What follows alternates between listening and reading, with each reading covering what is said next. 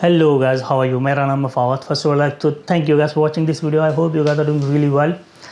Article 370 को हटे हुए एक साल हो गया है. कश्मीर का जो स्पेशल स्टेटस था उसको ख़त्म करके और 2 यूनियन टेरिटरी में उसको तब्दील कर दिया गया था, जम्मू एंड कश्मीर एंड लद्दाख. एक साल हो गया है, अभी तक लॉकडाउन है. मीडिया कवरेज इतनी ज़्यादा है नहीं कि वहाँ पे हो क्या रहा है असल में. इधर उधर से कभी ना कभी कोई फेक न्यूज़ दिखा दी जाती है जब कोई इंटरनेशनली प्रेशर उनके ऊपर पड़ता है, लेकिन अंदर असल में हो क्या रहा है किसी को नहीं पता. अब कश्मीर के लिए इंडिया से ही आवाज़ें उठ रही हैं. पहले मैं सोच रहा था कि एक साल पूरा होने पर अपनी तरफ से एक वीडियो बनाऊं, फिर मैंने बोला नहीं, गालियां तो मुझे पढ़नी है, क्यों ना कोई इंडियन कंटेंट क्रिएटर जो लिजिट है, जिस पे मैं कम से कम बहुत ट्रस्ट करता हूँ, उसका वीडियो लिया जाए या उसकी इन्फॉर्मेशन ली जाए और आप लोगों के सामने रखी जाए और साथ मिलकर देखते हैं, फिर उसके बाद बात भी करेंगे. तो मेरी नज़र में ध्रुव राठी जैसा कंटेंट क्रिएटर नहीं है जो नॉलेजेबल कंटेंट और अनबायस्ड रह के, स्पेशली इंडिया के मामले में अनबायस्ड रह के बात करता है. वो अगर गवर्नमेंट की कोई अच्छी बात हो उसको हमेशा सराहता है और अगर क्रिटिसाइज़ करना हो तो भी करता है.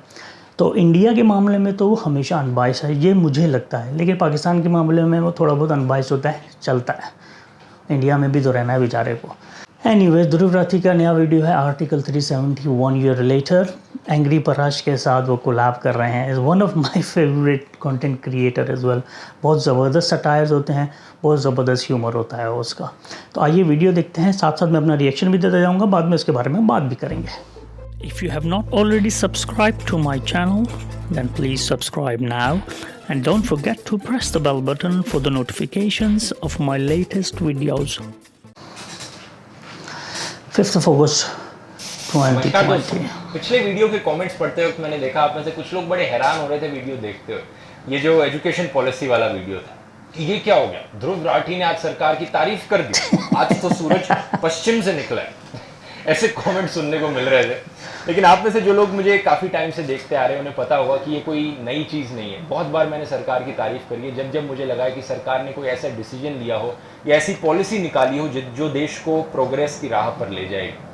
चाहे वो रिन्यूएबल एनर्जी की पॉलिसी हो या फिर स्वच्छ भारत अभियान हो, मैंने ओपनली इन चीज़ों को सपोर्ट किया. सही बात है, करना भी चाहिए. मैं एक और ऐसी पॉलिसी के बारे में बात करना चाहूँगा, रिमूवल ऑफ आर्टिकल 370. आज 5 अगस्त है, एग्जैक्टली एक साल पूरा हो चुका है जब सरकार ने ये डिसीजन लिया था, जिसको कई लोगों ने मास्टर स्ट्रोक का दर्जा दिया था. ये तो प्रॉब्लम है, जो भक्त होते हैं ना, या अब मैं ऐसे ही करते हैं. करना चाहूँगा कि एक साल बाद क्या कॉन्सिक्वेंसेस हुए इस डिसीजन के और क्या रिजल्ट निकला है इसका. आइए देखते हैं. आपने अक्सर देखा होगा दोस्तों अपनी आसपास की जिंदगी में कैसे जो लोग सरकार के ब्लाइंड सपोर्टर्स हैं वो लोग सरकार के द्वारा लिए गए हर बड़े डिसीजन को मास्टर स्ट्रोक घोषित कर देते. सही बात है. नोटबंदी मास्टर स्ट्रोक, जीएसटी लाया गया मास्टर स्ट्रोक, आर्टिकल 370 हटाया गया master stroke. All are disasters. लेकिन क्या आपने ऑब्जर्व किया है कि ये लोग हमेशा उन डिसीजंस को मास्टर स्ट्रोक कहते हैं जो चुटकी में लिए गए इंस्टेंट एक्शन. सही बात है. उन इंस्टेंट एक्शंस के बाद क्या इम्प्लीमेंटेशन है, क्या उससे कॉन्सिक्वेंसेज आ रहे हैं, उनकी कोई बात नहीं करते. नोटबंदी में भी ऐसा ही हुआ था. शुरू में तो बड़ा मास्टर स्ट्रोक कह रहे थे कि करप्शन हट जाएगी, ये होएगा वो होएगा, लेकिन 2 साल बाद पता चला कि इससे देश इकोनॉमिक क्राइसिस में डूब गया है. उन्होंने बात करनी बंद कर दी, उसकी कोई बात नहीं करता. बस हमेशा रेफर करेंगे कि वो देखो जो डिमोनेटाइजेशन का डिसीजन था उस मोमेंट में वो मास्टर स्ट्रोक था, उसके बाद बात नहीं होती. आर्टिकल 370 हटाने का जो डिसीजन था दोस्तों, उसका भी यही हाल होते हुए दिख रहा है. एक साल पहले तो हर कोई कहने लग रहा था कि क्या मास्टर स्ट्रोक है, इससे ये हो जाएगा वो हो जाएगा, लेकिन एक साल बाद जो कंडीशंस हैं, सिमिलर सी सिचुएशन होते हुए दिख रही है जो नोटबंदी के साथ हुई. एक साल पहले दोस्तों जब मैंने इस डिसीजन को सपोर्ट किया था वो इसलिए किया था क्योंकि सरकार ने कहा था कि ये करने से जम्मू एंड कश्मीर की जो स्टेट है वो और ज्यादा इंटीग्रेटेड हो जाएगी इंडिया से. जम्मू एंड कश्मीर में जो रहने वाले लोग हैं उनको सेम राइट्स और प्रिविलेजेस मिलेंगी जो बाकी इंडियन स्टेट्स में रहने वाले लोगों को मिलती है. वैसे ये चूरन बेचा गया था एक्चुअली. में रहते हैं उन्हें सिमिलर अपॉर्चुनिटीज मिलेंगी जो बाकी इंडियन स्टेट्स में और इंडियंस को मिलती है. जो जम्मू एंड कश्मीर में इन्वेस्टमेंट है वो बढ़ जाएगी, इकोनॉमिक ग्रोथ बढ़ जाएगी, हर कोई वहां पर जमीन खरीद पाएगा, प्रॉपर्टी खरीद पाएंगे, कश्मीरी पंडित वापस जा पाएंगे उस शहर में. ये सब प्रॉमिस किया गया था हमसे. इसी रीजन से मैंने उसे सपोर्ट किया था. लेकिन क्या हालत है आज के टाइम में, जब से ये डिसीजन लिया गया हो गया एक्चुअली. जम्मू एंड कश्मीर की स्टेट या तो पार्शियल या फुल लॉकडाउन में रही. वही लॉकडाउन जो हम लोगों ने भी एक्सपीरियंस किया कोविड-19 के आने के बाद, लेकिन वहाँ पर कह सकते हैं इंटरनेट भी बंद डिफरेंट था। काफी एक्चुअली महीनों तक तो इंटरनेट कंप्लीटली शटडाउन था। उसके बाद कुछ महीनों बाद सरकार ने इंटरनेट चालू किया, लेकिन सिर्फ 2G की स्पीड पर। आज के दिन भी जम्मू एंड कश्मीर में 4G इंटरनेट की स्पीड अवेलेबल नहीं। सीरियसली देखो इससे क्या असर पड़ेगा। दैट्स आज इनसेन। जो लॉकडाउन चल रहा है, ज्यादातर लोग ऑनलाइन क्लासेस लेने लग रहे हैं, ऑनलाइन एग्जाम्स होने लग रहे हैं, लेकिन जम्मू एंड कश्मीर में रहने वाले लोगों के लिए क्या हालत होगी, कैसे वो ऑनलाइन एग्जाम्स अटेंड कर पाएंगे, कैसे वो ऑनलाइन क्लासेस अटेंड कर पाएंगे, क्योंकि 2G की इंटरनेट स्पीड पर कहाँ आप वीडियो स्ट्रीमिंग कर सकते हो। 10 लाख से ज्यादा स्टूडेंट पहले तो स्कूल्स कॉलेजेस को अटेंड नहीं कर पाए जब स्टेट लॉकडाउन में थी। जब लॉकडाउन हटा तब ये कोविड-19 आया, सारी चीजें ऑनलाइन शिफ्ट हुई, अब ये ऑनलाइन पढ़ाई अटेंड नहीं कर पा रहे हैं। इन स्टूडेंट्स की करीब 1 साल से ज्यादा से एजुकेशन पीछे छूट गई। और आप कहते हो कि सेम प्रिविलेजेस मिलेंगी जो बाकी I don't care about the money, but education loss was a big loss. थोड़ी कॉमेडी और सरकाज़म से समझते हैं कि आज के जम्मू एंड कश्मीर में क्या हालत हो रही हो। ये दुकान देख रहे हो आप? ये दुकान का नाम पहले प्रैश मोबाइल शॉप ही था। आज बाजू के छपरी रेडियो वाले ने ये दुकान खरीद ली है। वो रहे प्रैश। आइए कुछ बात करते हैं। स्मार्टफोन ले लो, स्मार्टफोन। ओप्पो के साथ गूगल पिक्सल फ्री, वीवो के साथ आईफोन फ्री। 100 रुपए डजन, 100 रुपए डजन स्मार्टफोन ले लो। 70 रुपए डजन स्मार्टफोन ले लो, 70 रुपए डजन। 60 रुपए डजन, 60 रुपए डजन। आप इतने सस्ते दाम में स्मार्टफोन क्यों बेच रहे हो? एक टाइम था जब मेरे दुकान के बाहर लोगों की लंबी लाइन लगती थी। जब से यहाँ पे इंटरनेट बैन हुआ है, कोई मेमोरी कार्ड तक खरीदने नहीं आता सर। आप मेमोरी कार्ड लोगे सर? 2 रुपए के 5। नहीं, आपको क्या 2 रुपए के 5 की वजह से यहाँ के लोगों को क्या क्या झेलना पड़ता है? लोगों का तो पता नहीं सर। कल नासा वाले आए थे, यहाँ से कुछ इंजीनियर उठा के लेके गए। क्यों? बोलते इंटरनेट बैन की वजह से यहाँ के इंजीनियर्स की इमेजिनेशन पावर कुछ ज्यादा ही बढ़ चुकी है, स्पेशली रात में। भविष्य के बारे में आपको क्या लगता है? देखिए, मुझे लगता है विदाउट टेक्नोलॉजी भविष्य में यहाँ पे स्टोरेज आएगा। लोग पत्थर से आग जलाएंगे और पेड़ के पत्तों से अपना पिछवाड़ा छुपाएंगे। आज के लिए इतना ही। मैं रिपोर्टर निंजा, कैमरामैन हथौड़ी के साथ। बहुत ब्रूटल है भाई। एंग्री प्रश ये एग्जांपल देने के लिए अब थोड़ा डेटा देखते हैं दोस्तों कि क्या जो इकोनॉमिक डेवलपमेंट प्रॉमिस करी गई थी आर्टिकल 370 को हटाने से आएगी, क्या वो आई है? दिसंबर 2019 में Kashmir chamber of commerce and industry ने एक रिपोर्ट निकाली थी जिसने बताया था कि लॉकडाउन की वजह से जो कि स्टेट में लगाया गया है उससे कश्मीर की इकोनॉमी पर 15,000 करोड़ रुपए का फर्क पड़ा। कश्मीर की इकोनॉमी को loss 17,000 showing. Okay, but still a lot. 2019 तक की बात थी। वाओ। अगस्त और दिसंबर 2019 के बीच में कश्मीर में करीब 5 लाख जॉब्स का नुकसान हुआ। टूरिज्म सेक्टर ने सबसे बड़ा हिट लिया, 9,000 करोड़ रुपए का। 74,000 से ज्यादा जॉब लॉसेस हुए, क्योंकि जब पूरी स्टेट लॉकडाउन में रहेगी तो कौन टूरिज्म करना चाहेगा वहां। हालांकि प्रॉमिस ये किया गया था कि लोग जाकर वहां पर जमीन खरीदेंगे, प्रॉपर्टी खरीदेंगे, शिफ्ट हो जाएंगे वहां पर। कुछ हुआ ऐसा? स्पेसिफिकली टूरिज्म के डेटा की बात करें तो बताया गया है कि कश्मीर में 86% रिडक्शन दिखा है टूरिज्म।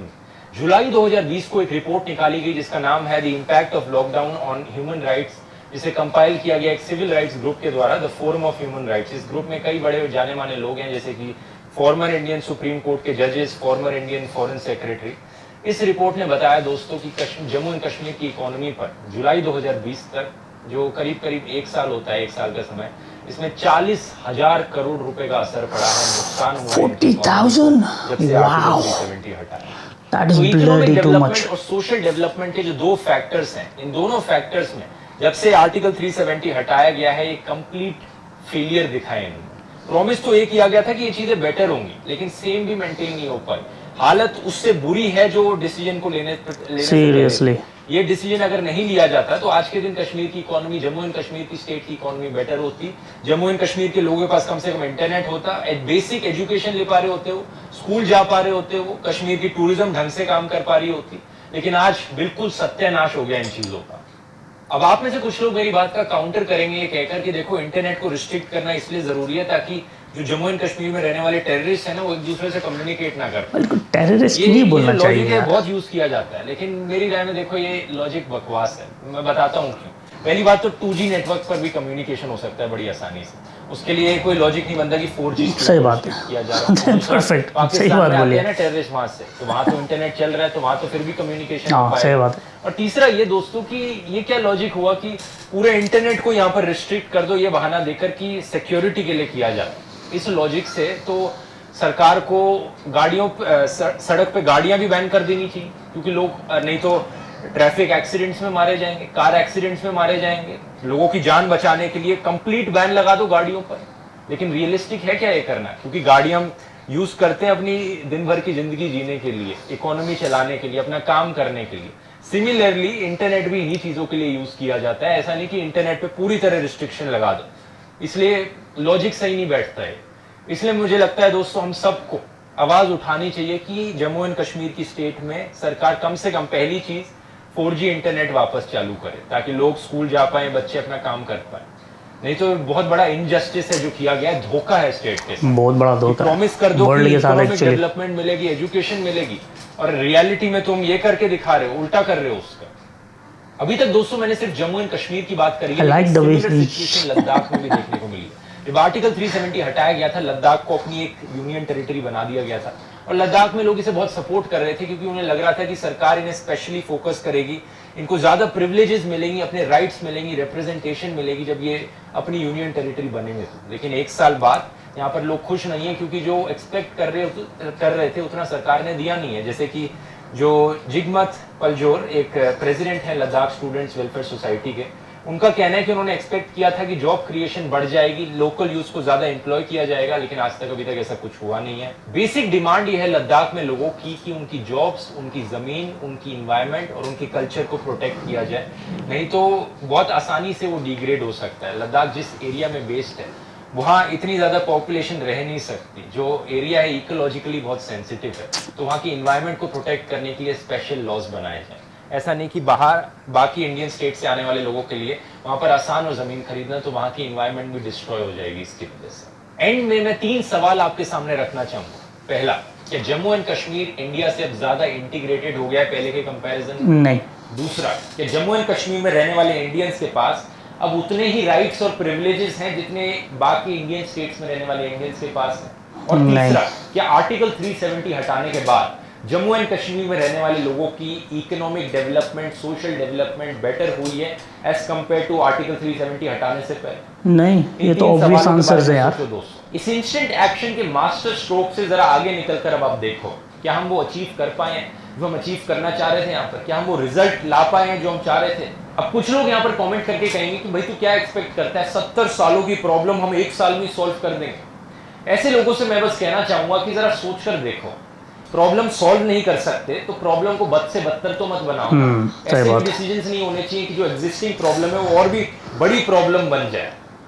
कम से कम प्रॉब्लम मानो इंप्रूव ना करो, सेम प्रॉब्लम रह पाई, लेकिन यहाँ पर हालत बद से बदतर हो।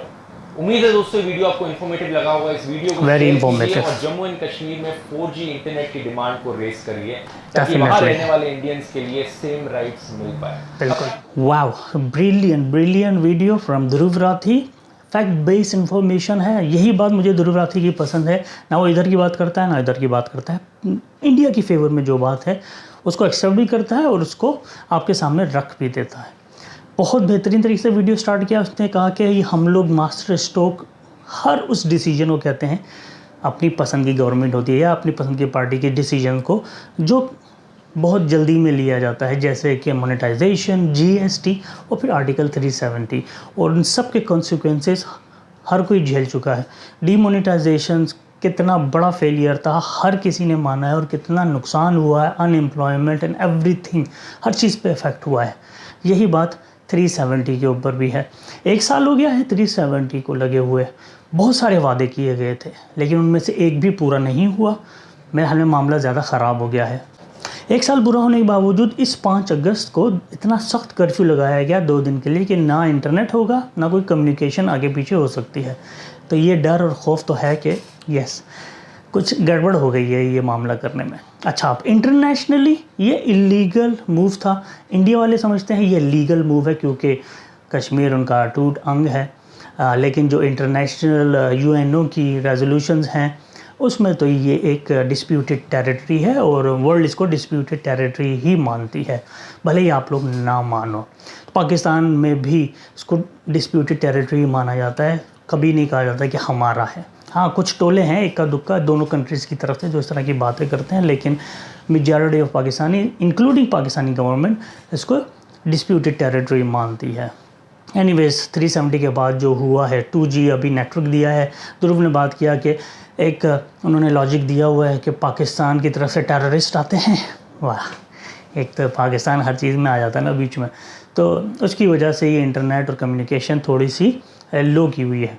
बहुत अच्छी लॉजिक दी है कि अगर आप 2G रखोगे ओपन, पाकिस्तान में भी 2G है, GSM है, कोई भी कम्युनिकेशन का मीडियम अगर ओपन होगा तो कम्युनिकेशन ईजिली हो सकती है, आप रोक नहीं सकते हो। 4G होना चाहिए, क्योंकि 4G ना होने की वजह से जो स्टूडेंट्स हैं उनको बहुत प्रॉब्लम हो रहा है। 1 साल की एजुकेशन उनकी ज़ाया हो गई है। स्कूल, कॉलेज, यूनिवर्सिटी, हर कोई जो है बेचारा सरवाइव कर रहा है, स्ट्रगल कर रहा है। मैं एक वीडियो देख रहा था, मुझे याद नहीं आ रहा कहाँ पर, उसमें लड़का बेचारा रो रहा था इस वजह से कि उसका 10th स्टैंडर्ड का एग्ज़ाम था, टीचर ने उसको पेपर भेजा था ऑनलाइन, लेकिन 2G की वजह से सुबह 10 बजे रिसीव होने वाला पेपर शाम के 4 बजे रिसीव होता है। तो ही वॉज क्वाइट, क्या बोलना चाहिए, इस कंडीशन में था कि क्या करे तो क्या करे। तो 4G इनेबल होना चाहिए। दुरुराती ने सही बात उठाई है, इससे कोई प्रॉब्लम नहीं है। हाँ, अपनी सिक्योरिटी मेजर्स बढ़ा दो। वैसे ऑलरेडी ही 40,000 से 50,000 एक्स्ट्रा फौज कश्मीर में ऑलरेडी लगा दी गई है आफ्टर 370 के, तो इससे ज़्यादा क्या सिक्योरिटी होगी। मगर हालात जो है ना अच्छे नहीं हैं, हाथ से निकल चुके हैं। तो कश्मीर के लिए जितने भी वादे किए गए थे कोई भी पूरा नहीं हुआ। अनएम्प्लॉयमेंट बढ़ गई है। 15,000 करोड़ की एक फ़िगर दी, फिर एक 40,000 करोड़ की फ़िगर दी। ये बहुत बड़ा नुकसान है, इसको क्यों नहीं समझा गया। लेकिन भाई सिंपल सी बात है, अटेंशन डाइवर्ट करने के और भी तरीके होते हैं ना। इसी वजह से सब लोग कह रहे हैं, मैं नहीं कह रहा, बहुत से लोग इंडिया में ही कह रहे हैं कि ये 5 तारीख को जो भूमि पूजन रखी गई थी, इसी वजह से रखी गई थी, जो कश्मीर का 1 साल होने वाला है, उससे अटेंशन डाइवर्ट करने के लिए। इसमें कितनी सदाकत है, कितनी सच्चाई है, ये वही लोग जाने जो बोल रहे हैं। मैं उनकी बात को कोट कर रहा हूँ। थोड़ा सा मुझे लगता भी है कि हाँ, हो सकता है कि इस बात में सच्चाई हो, सारे सिनारियों को देखने के बाद, सारे हालात को देखने के बाद। एनीवेज, वीडियो बहुत ज़बरदस्त था, आंखें खोलने वाला है। अगर कोई आंखें खोलना चाहे तो you have to raise voice.